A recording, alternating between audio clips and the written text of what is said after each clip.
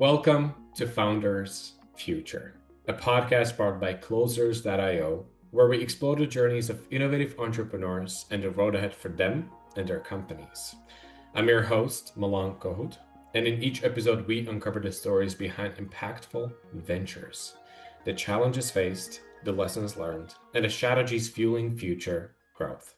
Today, I'm absolutely thrilled to be joined by Andrea Johnston, the founder and CEO of Fuel for Female Founders, delivering tailored business consulting to help female entrepreneurs scale past 500K or $5 million plateaus, plan smart exits, and streamline operations. She grew her own PR firm, Pure Communications, from a kitchen table startup to over $12 million in revenue before selling it to private equity, then led a $150 million division at Real Chemistry. Today, with her team of operators and strategists, she's guiding women through 8 and 9 figure deals with battle-tested expertise. With that being said, Andrea, let me officially welcome you to Founders Future. Milan, thank you so much. It's a pleasure to be here. It's a pleasure to have you. We're going to have some fun, a lot of things to cover. So we're just going to jump right into it. And how I love to open up with all of my guests is with a bit of traveling back in time first. So before even launching this current venture of yours, what was that journey like for you before? And then eventually, what was the motivation for now getting into this space? The founder's journey is so interesting, right? Because I think it's different for everyone. For me personally, I spent almost 15 years in corporate America, building a career in communications, both in house at pharmaceutical and life science companies, and then building practices within large agencies that wanted a further focus in healthcare. So prior to making that leap into building my own business, I was able to get a lot of great training and a lot of great insights and learning on the job in well-designed infrastructures. I was able to build teams. I was able to learn about a lot about HR. And much of that corporate experience really informed my entrepreneurial journey. So I decided to take the leap for two reasons. One was because I really felt like there was a gap in the marriage between what communications agencies were providing and what clients really needed. And having been on both sides of that equation, I really saw that gap quite clearly. And the second reason was because I was a new mom. I had just had my second child and I wanted more control over my destiny, more control over my schedule. And I really felt like I could start a company based on culture and values that would allow me as a working mom and potentially others have the kind of schedule that would allow them to be present for their family while also pursuing a really rewarding career. And that's what led me to start Pure Communications. It was a very fulfilling, crazy journey, building from a spare bedroom in my home to ultimately having two offices, one in Massachusetts, one in North Carolina, and having team members all over the country. And this was well before COVID, well before Zoom was like a normal thing. And it was probably one of the most exciting periods of my time building that company. Once we got over 10 million, it was clear to me we needed a level of infrastructure and support that was sort of exceeded my capabilities, and I was ready to find a good partner or someone who could help me. I still had so much fire and desire to build and grow. That's what led me to then do the deal with a private equity firm. I was the first add-on to a platform. I decided to join the platform, help them continue to grow. And in 3 years, we achieved a 5-year business plan and sold again. And it was at that point when I realized, I'm not really a big company person anymore. I want to go back and build something new and fresh. I want to take some time off, enjoy my family, and build again. And so about a year ago, I started Fuel for Female Founders, really to take everything I learned in my own entrepreneurial journey and my two exits and help other women find their way. Because the one thing I observed is there are very few women around that table when you go to do a deal. And there are very few women that have walked in those shoes. And I feel like I would have benefited so much from having another woman at the table to advise me and to help me navigate. And so that's really what I'm hoping to do with Fuel for Female Founders. Yeah, this is going to be an exciting venture though, because obviously there is a lot that you're bringing into the table. Having two successful exits, many years in that corporate zone, which obviously you got out of. Which, by the way, I always joke around when it comes to the world of corporate. I feel like the majority of people just stay stuck in that kind of world and they never leave. So good for you for being brave enough, being like, no, no, no, there Thank is you. something more for me. But at the same time, I'm a huge advocate of the fact that it doesn't really matter how long you've been in the world of business. Whenever you launch a new venture, it always takes time for you to figure it out, right? To gain this kind of Absolutely. clarity. Yeah. So with that in mind, we're going to build some clarity for the audience in terms of how this new venture really operates and what is the structure within. So um, in terms of the avatar or the ICP that you currently identify as that most ideal client, who is that person for you? And also, what does that core offering look like for those people? I think of my kind of core audience as women entrepreneurs who are starting businesses, probably a year or two into it. They already have a brand, they know what their kind of positioning is in the marketplace. So I'm not as focused on very early startups, but those that have sort of put their feet in the water and are trying to figure out which direction they want to swim. They've seen what's possible, but they don't really know how to grow and scale from there. Typically, my clients are women who have grown their company up to about 1 million, sometimes 5 million, and they're just stuck. They don't know how to unlock the rest of the value that they can create. They see it in the marketplace, but they just aren't sure how to go after it. Oftentimes, they also suffer from the I syndrome, where they've gotten the business to a point largely on their shoulders and through their network, but they Mhm. aren't really sure how to scale and hire and how to put in infrastructure and systems to allow them to grow so it's not so much on their shoulders. So I think that's the other key part of the audience that I can really bring value to are those that are having difficulty figuring out how to scale effectively and how to grow. They don't want to have to own it all, but they're not really sure how to let some things go.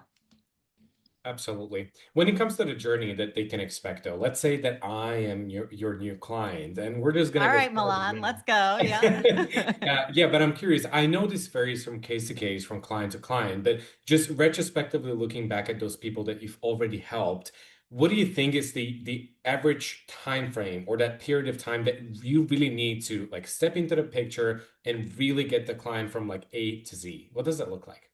So I am a big believer in bespoke services. So I would say a minimum is 6 months. I think to really get to know a client's company, get to know them as a leader, be able to give them tailored advice and actionable efforts that are going to help them move themselves as leaders and their businesses forward in a tangible way. There are other clients that I've been working with since even before we publicly launched.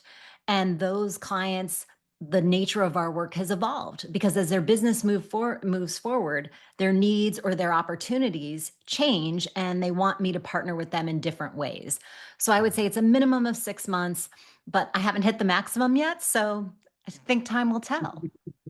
Absolutely. Now, let me ask you this question though. I just realized when it comes to having that bespoke perspective, obviously your process is going to be very hands-on, which requires your one-on-one time. Now, whenever we talk about the one-on-one basis, obviously we think about scalability, right? I'm pretty sure that you have the same 24 hours in a day as I do. Like I said, I'm pretty sure, maybe not. But if that is the case, there is going to be a limit. There is a cap to what you can humanly do with just your one-on-one time. So, like thinking about scalability, what do you think is going to be that model for you to make sure that this can keep growing, keep scaling? Is it maybe having other consultants under you in the future, maybe doing some group stuff? What do you have in mind? I already have some other consultants that work with me. So definitely people I think is a key growth factor because this is also a operator insight dependent business. So fortunately for me, having been in the industry now for over 30 years, I have an incredible network of people who have founded, built, and really scaled companies who I can bring to bear for my clients. So that's been game changing in terms of being able to have a multiplier effect. To your point, I'm one person. So each person I bring in opens the aperture that much more. The second thing is really AI and technology. I mean, when I started my first company in 2004, Milan, imagine what the world was like back then. We didn't have the tools that we have today. So just having the tech stack and the AI tools that are available allows me to really channel my time, expertise, and energy into the things that create the most value for clients. And I'm not wasting time on a lot of other low value admin and operational things. Absolutely. Andrea, with knowing that there's other consultants already, I just realized, hey, you don't only need to like fill out your calendar, there's other people that you're responsible for. So what I'm gonna do now is switch it up on you completely. We're gonna start talking about the behind the scenes of the business. But we always love talking about marketing and, several different strategies that you might have already tried, maybe you're trying to implement now. But overall, looking at your marketing strategy now, what is it that you guys do on the side of generating those right contacts and leads to be in a position where you can continue to onboard new and new female founders and scale the impact of the company? So perhaps an unpopular but true answer is relationships. I mean, again, I've been in the industry for a long time. I have built two prior companies. I have a tremendous network and I lean in heavily to my network. And I also get a lot of referrals. I do believe that even in today's tech environment and social media landscape, you cannot replace relationships and your network. I believe in belonging to and participating in communities that are designed to create kind of like minded groups so that you can also build and scale your network accordingly. So I have found participating in groups like Entreprenista to be incredibly valuable for me. I also love the fact that you do have digital and social media so you can better mobilize your network. You can better reach out to them at scale and let them know what you're doing. Big fan of LinkedIn as a resource for that. It's challenging because I am a network driven person, and a lot of times you do one on one calls, you kind of check in with people. I get a ton of inbound requests for time where people just kind of want to understand what I'm doing and how I do it. And so I think the biggest challenge is actually managing the calendar such that I can do that effectively, create that funnel of opportunity, not only for myself, but for our other consultants, but make sure that I'm not wasting time on low value opportunities, but still respecting the incredible interest that people provide and the support they provide, because it's really gratifying to know that people are interested in the value proposition we bring. And this can also get very challenging time-wise. So like you're obviously talking about a big combination of like, hey, I have a huge network that I'm actually leaning into. I built it over the years, so why not leverage on it? But also living in the world of AI, social media, having that kind of online exposure, that can be a game changer too. So I'm curious, are you intentionally building this out internally, team-wise, I mean? Aside from having those other consultants, is it going to be also about building the marketing department, making sure that you guys are striving there, perhaps having salespeople taking care of all of that, all of those requests, just onboarding clients, or what is the vision when it comes to building that internal team? Great question. So, we have a senior manager of marketing who also runs a program we do called Women I Want You to Know. And Women I Want You to Know is a digital media platform looking at women who are 40 plus that are building, scaling, growing, exiting not only companies, but movements and nonprofits and political organizations. So, that program is also a marketing vehicle as well to let women know that this service and these capabilities are available. So we have a marketing team led by Isabel, and we have partners who help us with all the marketing activities. I'm not a believer in a business development function as standalone sales. That's never been in my ethos. I've built 9-digit companies without a sales department that was solely sales. So I believe that you have to be very client savvy. And I'm a big fan of consultants helping build the funnel and build the opportunity because no one can speak to their expertise in service better than they can. So I Mm. take a little bit of a different approach when it comes to sales. Love marketing, love PR, obviously, as a former communications person. But I think for my business and the way I want to grow it, having a front line of people who are actual experts who are also interacting with potential clients is what has proven to me in the past been the best way to develop your sales funnel. Yeah, that's a very refreshing perspective, and I like the idea. But at the same time, have you thought about whether this is going to get a little bit more challenging the more you guys grow? Obviously, there is going to be more and more of those inputs coming into the company from several different sources. So, how are you planning on taking care of all of that inbound interest once your calendars get really filled up? I think a lot of that is done through technology and being able to filter some of the inquiries to see, what's Mhm. legitimate, what meets the threshold, with the screening tools we now have in place and with the different technology we use, it's so much easier to sort of have that screening done without requiring a lot of heavy lifting by us. So we kind of know before we get on the phone that they've been pre-qualified through technology, if you will. So I think that that's huge. But I would say again that I was able to build a PR firm of clients who started originally as word of mouth and referrals, much like this business started. But over time, it grew and we represented hundreds of companies and we were able to scale that without a dedicated sales team. So I still feel very confident in this approach, but now we have the benefit of this technology that can do a lot of the hard work for us when it comes to screening and kind of ruling out the things that are non-starters. Yeah, and the selectiveness is also going to help with the results. I think it's quite easy for a lot of founders and business owners to be, especially in those early stages, in a position where you say yes to everything, right? Oh, Because yes. hey, I'm generating revenue, but that can really bite you in the ass. So like being more specific in terms of the type of person that you want to work with, the more alignment you see there between you as a consultant and the client, the better results you're getting, right? Because they're actually following the advice. And yeah, I love I'm that. so glad you said that because I think it is like one of the secret superpowers of a really good entrepreneur. All money isn't created equal, and you can make a lot of mistakes wasting time on clients who don't value it, don't get it, and aren't mission aligned. So, being more thoughtful upfront can ultimately make you more money and make you much happier in your client relationships.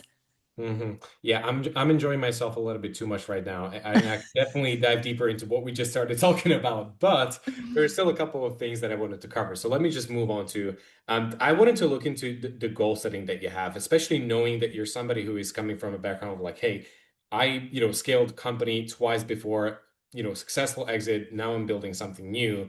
When it comes to your short-term goals with this new venture, what are some of the biggest targets, biggest goals, maybe the revenue that you want to generate, the milestones that you have set for yourself and the company? What does it look like for you? So, I think the way I mapped out the business this time around is I said, okay, first 2 years are going to be investment years. And so this is what I'm willing to invest. And then my revenue goals are X, but I don't anticipate that my revenue will keep up with the investment that I want to make in order to build the solid foundation. Because your house is only as strong as your foundation.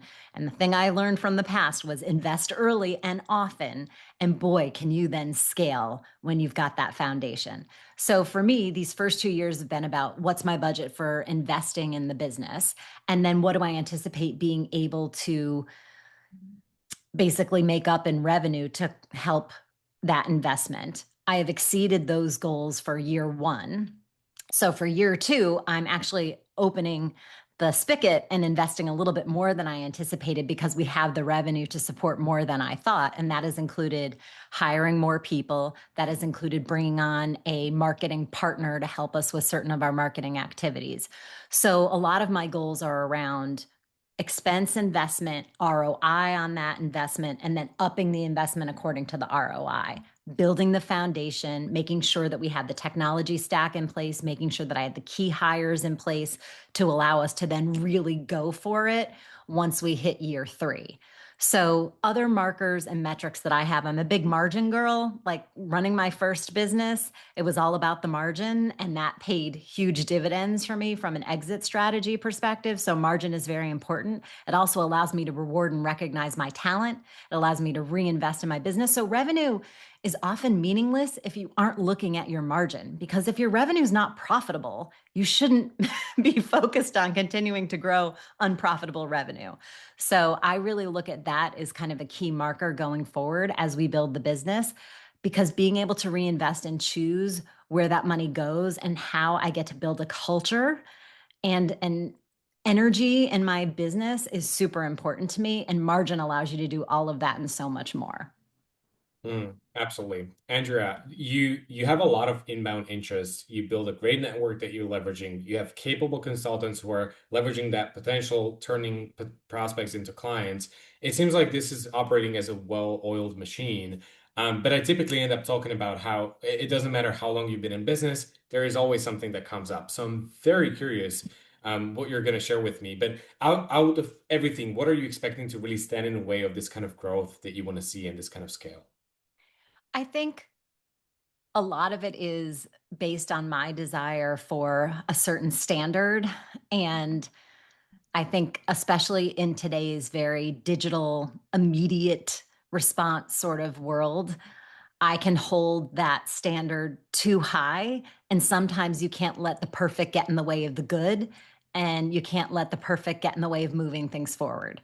So, one of the things I'm trying really hard to do is to not overly force fit a standard that may not always make sense, and to take my own advice and realize you sometimes have to let go of certain things and know that other people can do them really well, even if it's not exactly how you would do it, and allow them to do that and fill that void, especially given what we have from a social media and digital marketing perspective. I've always been a kingmaker, never a king. And so this whole idea that personal brand now rules the world and you have to be more comfortable getting out there telling your personal story as part of building your company, that's also been challenging for me. And so sometimes I find I kind of want to hold back, but I realize that a lot of what I can share and a lot of my insights, which are very personal, are also very valuable. And I have to get more comfortable sort of unlocking that. Yeah, 100%. I love it. Yeah, Andrea, there are so many things that I would like to talk about right now, but at the same time, we managed to share a lot. So thank you so much for actually taking the time today, sharing this story with me and the audience. And if we have anybody who's listening to this conversation right now that needs to know more about you, the type of work that you do, or maybe just follow the journey, what is the best way for people to get in touch with you? LinkedIn is where I live. So please look me up, Andrea Johnston with a T on LinkedIn, and DM me or get involved in our conversations on LinkedIn. Would love to hear from you. Beautiful. Thank you again. It was a pleasure to have you on the podcast. Thank you, Milan. It was my pleasure, and I hope to talk to you again soon. Now, to our listeners, if today's conversation inspired you as well, make sure to subscribe to Founders Future on your favorite platform. And also, if you're a business owner, more specifically a consultant or a coach, or you have an agency and you're trying to scale the business and really enhance both your sales and marketing efforts, also visit closers.io. Get in touch with our team and discover how exactly we scaled our company from 0 to over 30 million per year in less than 3 years. Until then, keep on crushing it, and I'll see you on the next one.